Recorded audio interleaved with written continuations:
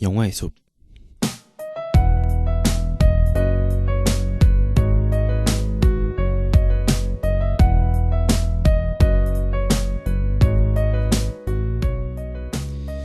매서운 겨울바람은 물러서고 선선한 봄바람이 뺨을 스치는 오늘, 여러분과 함께 영화의 숲으로 들어갈 저는 진행을 맡은 아나운서 엄승준입니다.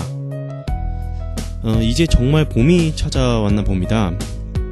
어제 새벽부터 오늘 오전까지 비가 내렸음에도 불구하고 이렇게 산뜻한 날씨인 걸 보면 말이죠. 저는 봄에 하늘에서 내리는 비를 보면 여우비라는 단어가 머릿속에서 맴돌더라고요. 볕이 나 있는 날에 잠깐 오다가 그치는 비, 여우비. 이렇듯 여우비를 보면 우리들의 모습과 참 많이 닮았다는 생각이 들더라고요. 기분이 좋다가도 한순간에 우울해지고, 우울해졌다가도 순식간에 좋아지는 모습을 보면 말이죠. 오늘 소개해드릴 영화도 바로 이런 여우비와 같은 남다른 매력을 지닌 작품입니다.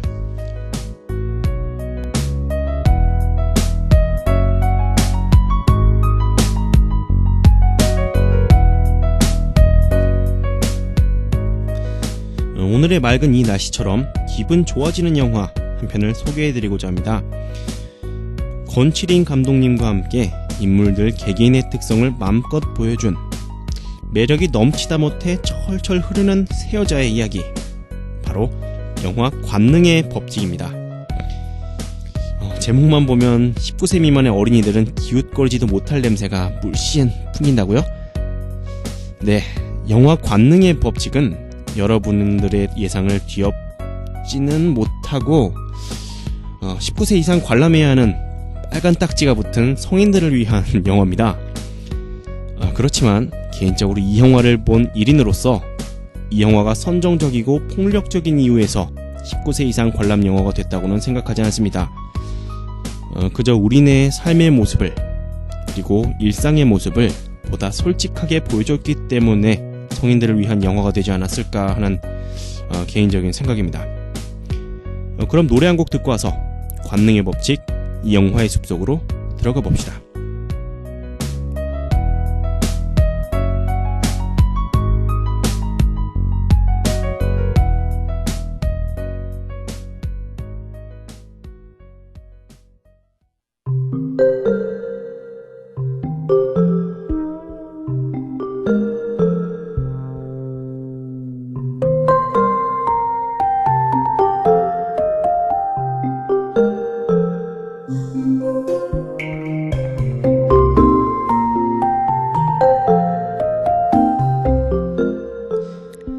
자, 이제 여러분과 저는 관능의 법칙 숲속에 들어왔습니다.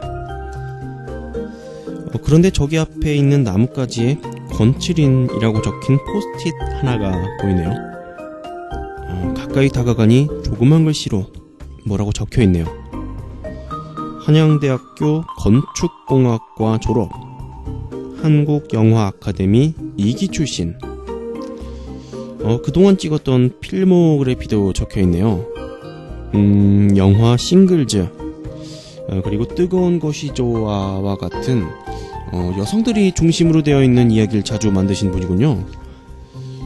무뚝뚝한 줄만 알았던 공대 출신의 남자가 여자의 섬세한 감정을 다룬 영화를 만들다니, 권칠인 감독님이 과연 어떻게 영화판에 들어왔는지 새삼 궁금하네요.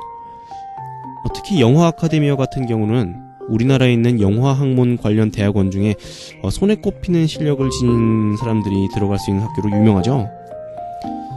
영화 늑대소년을 만든 조성희 감독 또한 이곳 출신입니다.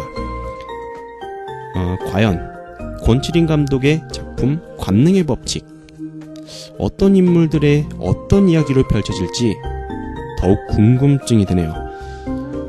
그럼 노래 한 곡 듣고 와서 매력이 넘치는 3명의 여인들의 호수 속으로 들어가 보자고요.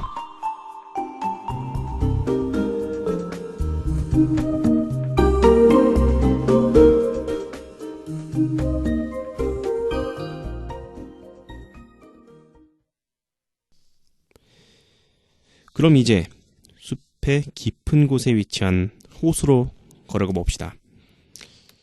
뭐라? 호수 안을 바라보니 3명의 여인들이 저마다 일상을 보내는 모습이 보입니다. 아무래도 관능의 법칙 영화 속인 것 같습니다. 그럼 이제 영화 속으로 들어가 볼까요?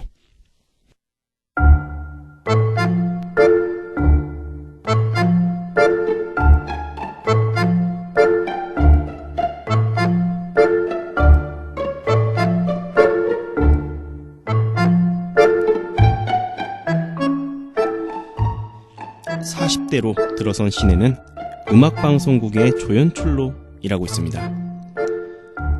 연출을 맡고 있는 중년 남성과 남몰래 사내 연애를 하는 스릴 넘치고 아찔한 사랑을 즐기는 골드미스인 시내입니다.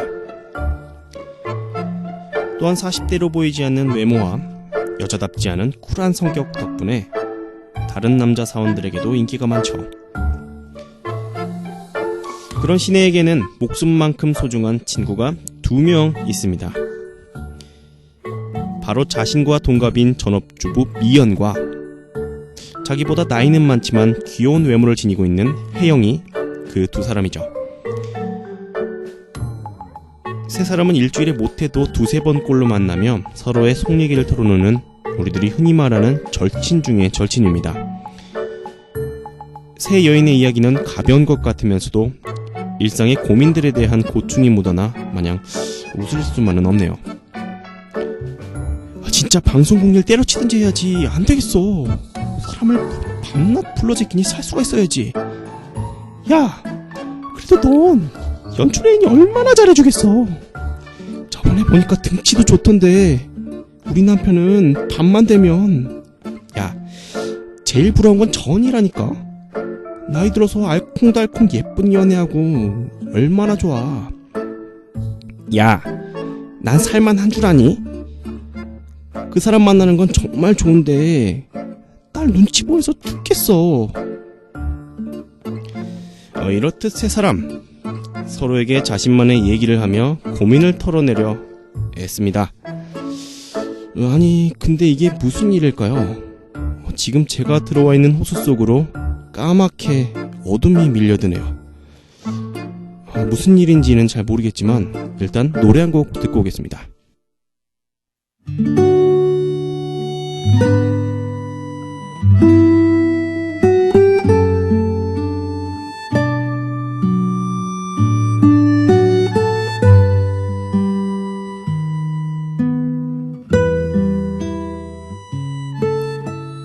친구들과의 즐거운 담소를 나누고 일터인 방송국으로 돌아온 시내는 충격적인 장면을 목격하고 맙니다. 바로 자신과 함께 일을 하고 프로그램을 맡고 있는 남자친구가 편집실에서 다른 여자 후배와 알콩달콩한 모습을 말입니다. 이런 일을 통해 충격을 받은 시내는 자기 발로 회사를 나옵니다. 새로운 아이디어로 새 프로그램을 만들어 대박을 치고 말겠다는 다짐을 품고 말이죠. 전업주부 미연은 스태미너가 부족해 보이는 남편을 위해 날마다 한약을 끓이고 몸에 좋다는 민간요법들을 찾고 또 찾습니다. 그렇지만 남편을 위한 마음이 과했던 탓일까요? 오히려 부작용을 일으키고 맙니다. 바로 미연의 남편이 다른 여자와 바람을 피기 시작한 겁니다. 그렇지만 우리의 미연, 골드미스인 시내와는 한 차원 다른 반응을 보여줍니다. 바로 눈에는 눈, 이에는 이. 남편 바람에는 맞바람이란 정통적인 방법을 택하죠. 그렇지만 우리의 미연, 다른 남자와 만나보겠다고 클럽에 가지만 나쁜 남자에게 잘못 걸려 되려 퍽치기만 당하고 돌아옵니다. 2 친구의 앞길은 막막해 보이기만 하는데 40대 후반이지만 귀여움만 따지자면 2 친구보다 더 어린 혜영에게도 감당할 수 없는 돌덩어리 하나가 찾아옵니다. 바로 목수 남자친구와의 달콤한 연애를 하던 도중 배가 너무 아파 쓰러지고 만 것이죠. 그저 배탈이 난 것으로 오해한 혜영이지만 병원 의사의 말을 듣고 난 뒤 얼굴이 어두워집니다. 암이네요. 말기 되기 전에 서둘러 수술합시다. 과연 이 세 사람의 앞날이 어떻게 될지 초조한 마음만 듭니다. 뒷이야기도 말씀드리고 싶지만 아직 영화를 보지 않은 학우분도 계시니 영화의 뒷이야기를 말씀드리는 건 예의에 어긋나는 것이라고 생각하면서 저는 이만 호수 밖으로 빠져나오겠습니다. 그럼 오늘의 마지막 곡은 실제 영화 관능의 법칙에서 나왔던 OST를 들려드리며 전 이만 호수 밖으로 나가보죠.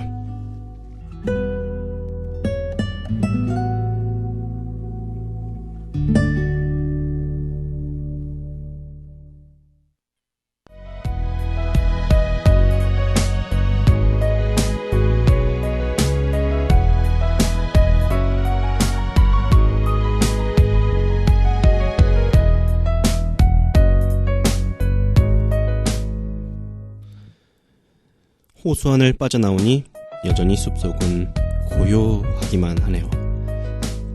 호수 속에서 보았던 풍경들은 온데간데 없이 사라진 채 말입니다. 뒷이야기가 궁금하지만 호수 속의 형상이 더 이상 보이지 않아 말씀드릴 수가 없어 안타깝기만 하네요.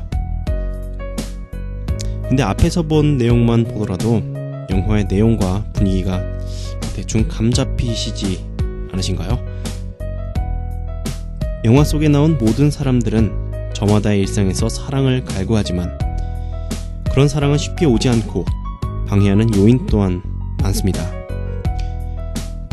이 모습이 마냥 멀게만 느껴지지 않는 이유는 지금 방송을 하고 있는 저의 모습이 그리고 방송을 듣고 있는 여러분의 모습이 영화 속의 인물들에 공감하고 있기 때문에는 아닐까요?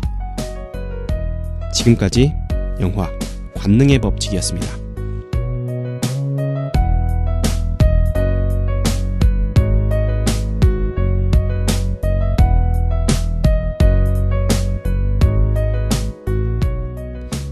지금까지 제작 이항로, 기술 김동환, 진행의 엄승준이었습니다.